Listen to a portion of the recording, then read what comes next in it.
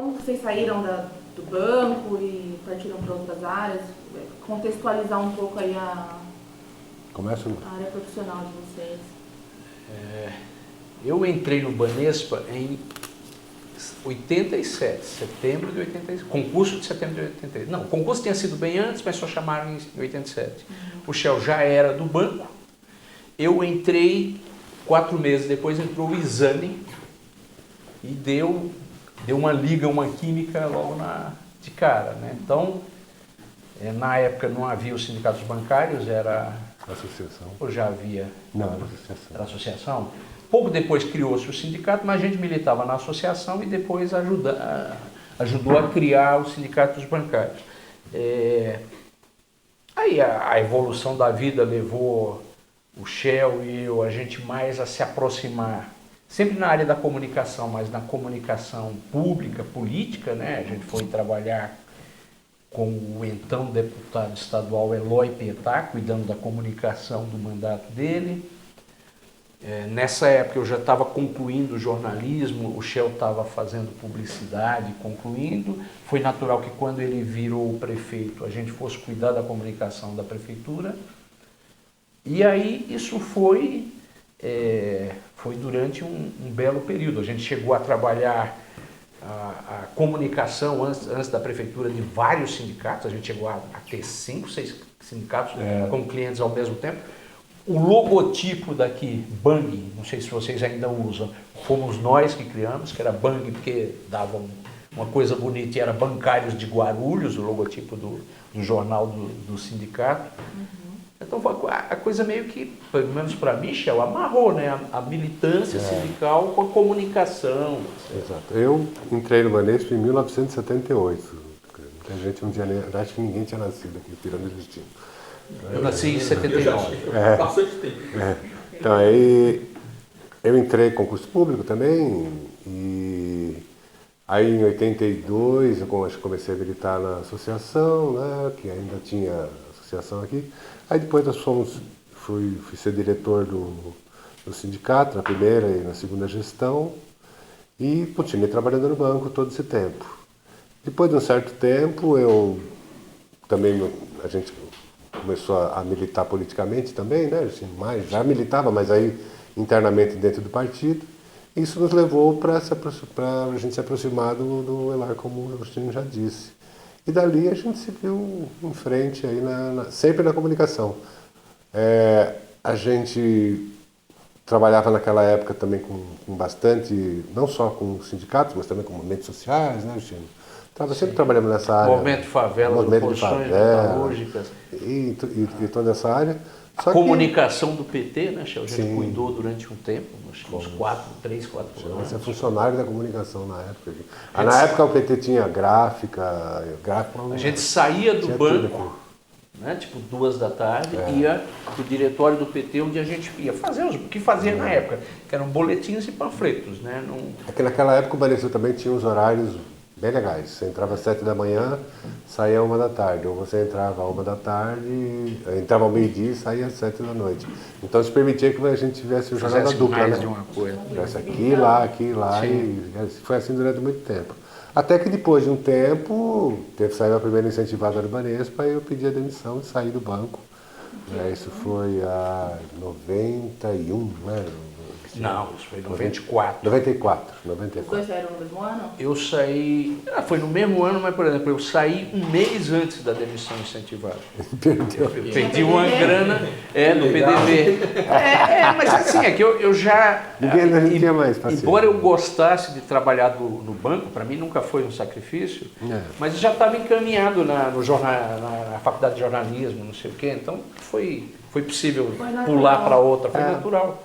Para mim, logo na sequência, ele pediu, eu já estava também planejando sair, porque também teve um outro episódio, né? A gente passou um tempo como funcionários emprestados do Banespa para a Assembleia Legislativa no mandato do deputado. Naquela época podia fazer isso. Vocês eram licenciados? Licenciados, recebendo salário pelo banco. A Sabesp poderia fazer até hoje isso, né? Caixa. Todo deputado, na época, não sei como ficou hoje, você podia chamar 2 funcionários do Estado.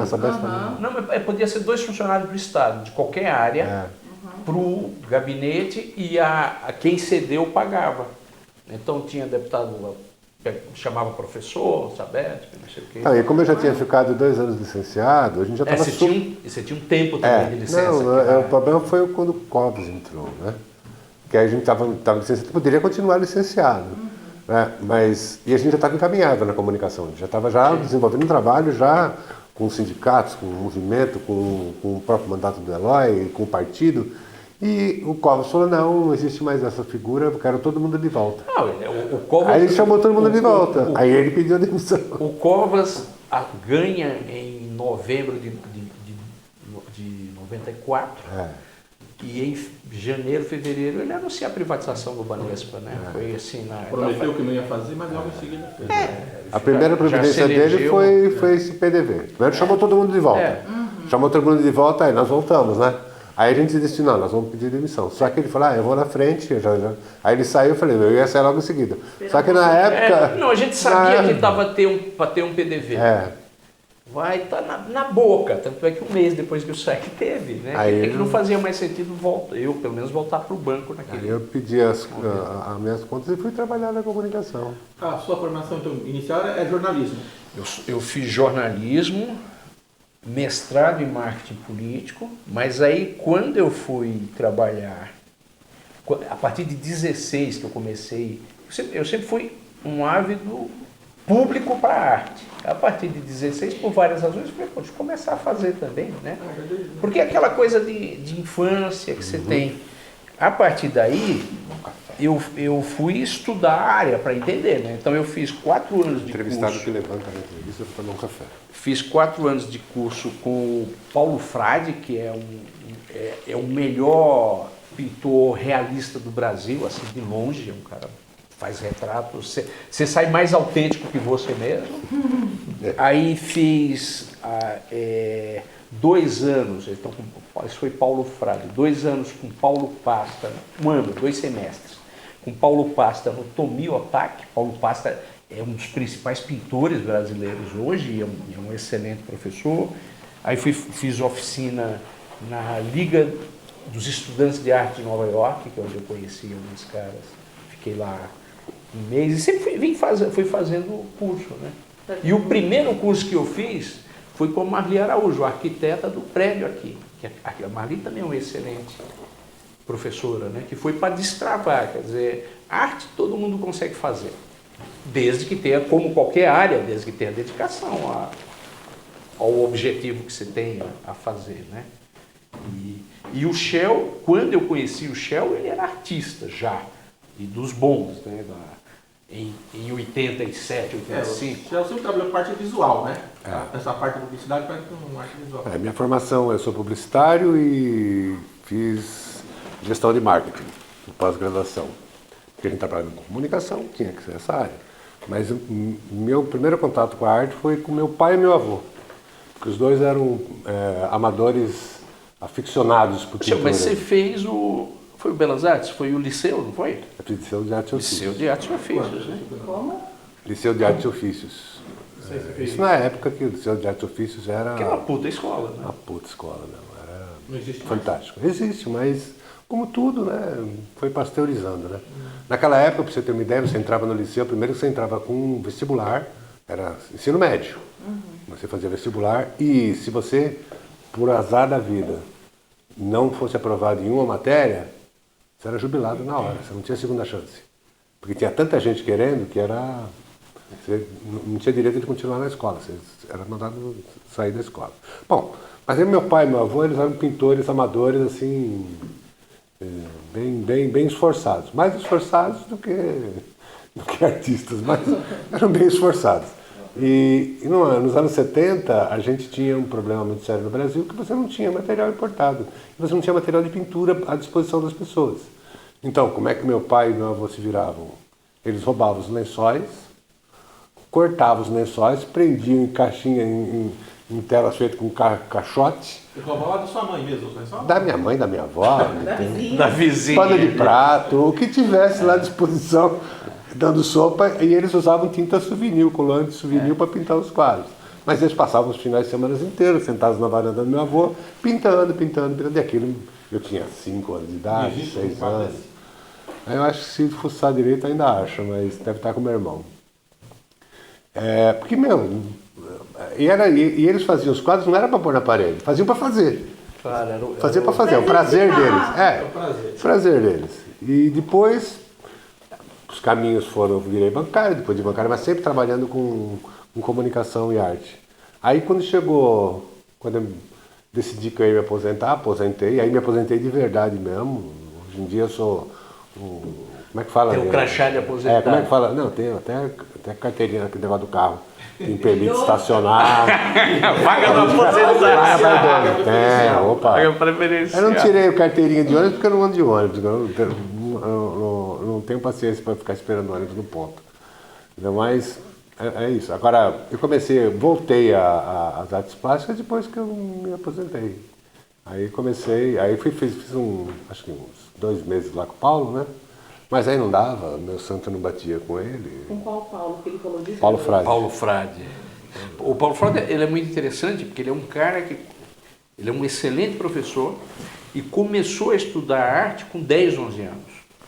De um professor uruguaio, desses tradicionalistas aqui em São Paulo, e que era na forma dura. Então, ele é um grande... A gente não bate politicamente, né, Shell? Mas ele é um grande pintor. Por isso que deu...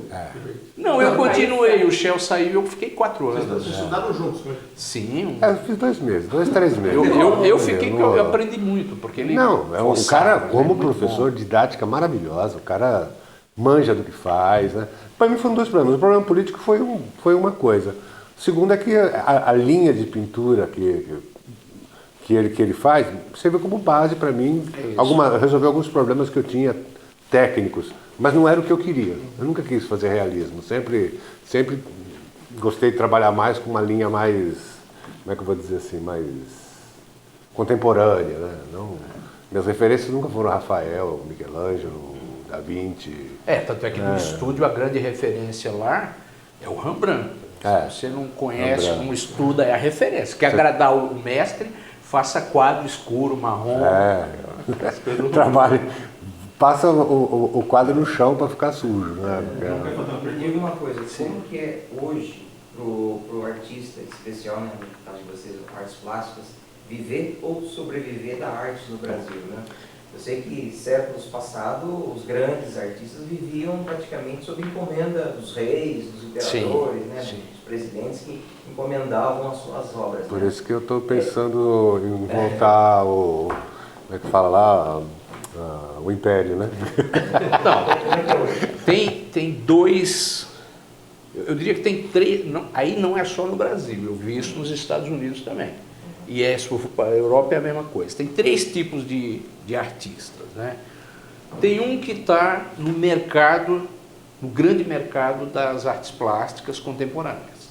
Então é um cara que tem uma galeria, que conhece os investidores e que a arte que aquele cara faz virou um produto que o ricão, o banqueiro, o empresário vai comprar. Em parte porque ele gosta, mas em parte porque ele sabe que deve valorizar. É uma forma de guardar dinheiro, investimento. Isso é um tipo. Que é quanto? Talvez 0,5% dos artistas mundiais, talvez 0,1%.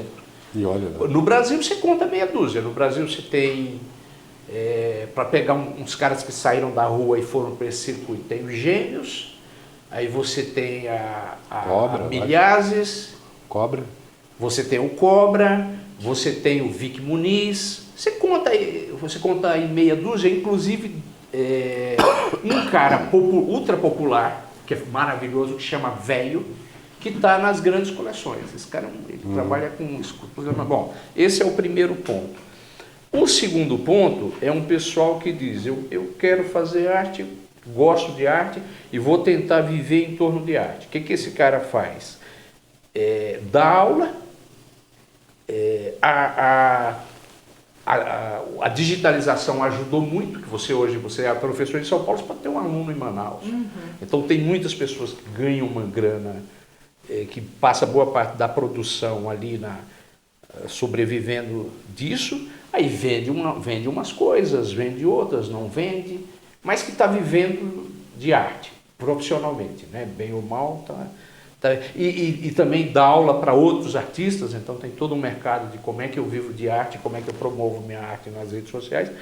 E tem um pessoal que diz, tá, eu vou fazer arte porque eu gosto, eu já estou aposentado, conquistei essa situação, ou eu tenho outro trabalho, mas arte é a minha coisa. Então, basicamente, é esse o tripé que você tem da arte hoje. É verdade. Situando também que viver de arte nunca foi fácil, não é de hoje. Mesmo os artistas que, pelo menos naquela época áurea que você tinha lá, como é que eram os caras que compravam as telas antigamente lá? Os mecenas. Os mecenas. Você tinha os mecenas, mas eram poucas pessoas que tinham acesso a esses mecenas e eram pouquíssimos artistas que viviam da arte. A grande maioria era artesão. O cara fazia arte de forma, vamos dizer assim, paralela. Como se fosse um pedreiro, né? Como se fosse um pedreiro. Esse status do artista isso é do século XIX. Sim. Até recentemente, um artista Michelangelo, não era, ou um Da Vinci, não era mais que um pedreiro de luxo. Não. Essa que é a questão. Tanto é que não se assinava. Quem inventou esse negócio de assinar foi o Dürer, né? Sim. Não tinha essa. A arte sempre foi dura. Ela não era um produto pessoal seu, do artista. Ela era uma encomenda. Então, desde o momento que você estava criando até a entrega, aquilo não era seu. Aquilo era do dono. O dono era quem pagava. E você não tinha nenhum poder, inclusive, para escolher. A maioria das vezes você não escolhia nem quem você ia pintar, nem aonde você ia pintar, e nem como você ia pintar. Era uma encomenda, como você encomenda hoje, sei lá, um bolo. Quero que você faça um bolo de aniversário. Uma calçada. Escrito isso, assim, assado, papapá, e o cara entregava aquele bolo. Ele retratava também só as pessoas, também era encomendado. Porque você tinha uma outra coisa, Justino, você não tinha fotografia. E você queria se eternizar. Como é que você se eternizava? Através da pintura e da escultura. Ou uma poesia que citasse você, alguma forma de arte. Ou seja, na verdade, as artes naquela época cumpriam o papel da fotografia e do vídeo hoje na sociedade moderna. A origem da arte é religiosa. Então, se você pega a arte 30 mil anos atrás, que ela está nas cavernas, as Vénusinhas pequenininhas, gordinhas, aquilo tinha função religiosa. Então, é natural que a arte vai para dali, no Ocidente, por exemplo, vai enfeitar a igreja, a capela. Isso é natural. Sim. Aí, daqui a pouco, um artista pega um príncipe lá, puxa o saco do cara, põe lá numa Paixão de Cristo, a cara do cara. Aí o artista, o príncipe dá uma grana para ele. E quanto mais perto de Jesus, mais caro fica o quadro. É claro. E aí o cara fala, pô, de repente eu ganho dinheiro fazendo esses caras. Aí isso vai evoluindo. A tal ponto, que no século XIX, tem algumas peças que hoje são muito importantes, como a execução do imperador Maximiliano, que é aquele doido que achou que ia virar rei no México e morreu, que é uma tela grande, que quem encomendou se sentiu à vontade de cortar 1 metro para lá e 1 metro para cá. Isso está em museu hoje, mas para o cara na época... Não cabe na minha...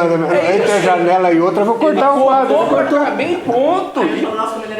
É uma das telas mais caras que existe no mundo. E o cara... Pegou, porque, na verdade, era uma peça decorativa. Era uma peça decorativa. Levou tempo. Eu acho que a arte como objeto de investimento é dos anos 50 para cá, né, 60, que é quando sobra muito dinheiro no mundo. Ela tem gente que tem no meio artístico, né, tem horror à arte decorativa. A origem da arte é essa. Você não é obrigado a fazer, mas a arte é da origem dela. Ela é religiosa, ela é decorativa e ela é para louvar os grandes. Essa é a origem. A arte moderna, que começa na França, início do século XX, 1907, é o marco. E um pouquinho antes, os impressionistas franceses, né, isso falando da arte ocidental. O Oriente é outra coisa. Ela que começa a romper, né? Que dá para pôr gente simples na arte, dá dá para não ser representativo, né? Não ser uma cópia, né? Não precisa ser, aí surge a fotografia, aí o cara falou, e agora, o que eu faço? Né? Por exemplo, entre uma fotografia do Lula na parede e um retrato do cada repartição pública você tem que pintar um retrato do Lula, né? E tinha, né? Para concorrência não dá. Aliás, uma coisa, Chão, muito interessante, que é a questão da autoria da arte. Eu vou pôr um Picasso aqui. Eu sei que só tem um. Mas, se você pega no Renascimento, os grandes nomes, né? Davi, Picasso, Davi, Michelangelo, etc., eles tinham ateliê com a equipe. A arte era deles, mas não era do grande Michelangelo, era da oficina do grande Michelangelo. Então ele dizia... Só para precisar um pouquinho,